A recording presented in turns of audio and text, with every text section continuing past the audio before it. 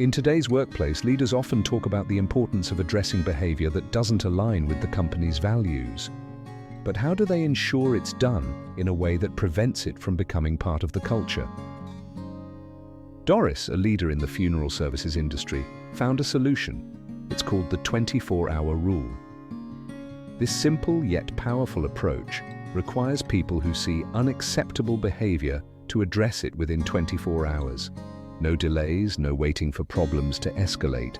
Doris believes that when issues are left unchecked, they don't just stay the same, they get worse.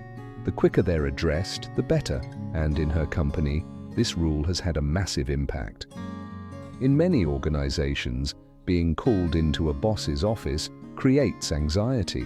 Employees wonder, did I mess up? Am I in trouble? That kind of fear happens when conversations only happen after problems have grown out of control. But Doris's 24-hour rule eliminates that. When someone makes a mistake, she addresses it quickly, and most importantly, privately.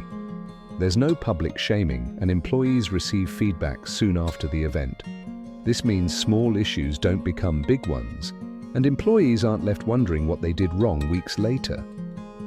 The result? Fear is replaced with accountability. Employees aren't left in the dark. They know where they stand because feedback is timely and fair. Doris also makes it clear she's not in leadership to make friends. Yet, her openness and honesty win her respect.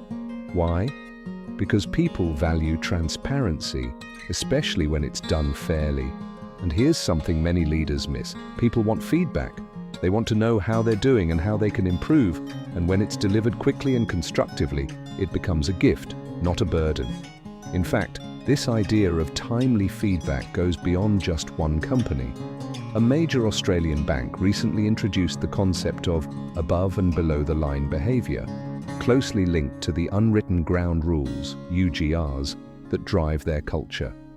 Above the line behaviour supports the organisation's values.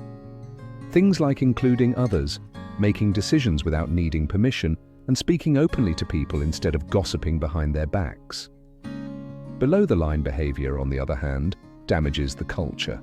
It includes forming exclusive cliques, criticizing those who make mistakes, and mocking people for their differences. What's notable in both Doris's company and the bank is that employees aren't waiting for leaders to call out these behaviors. The culture has shifted so that staff hold each other accountable too. That's the real power of a strong culture. It's owned by everyone. So here's the question for any leader. Are people in your team clear about which behaviors are acceptable and which are not? And more importantly, do they feel empowered to call out inappropriate actions, no matter who's responsible? Implementing something as simple as a 24-hour rule could be the key to changing the way behavior is managed in your organization. It creates a culture where accountability and trust are the norm, and where people are empowered to help each other improve every day.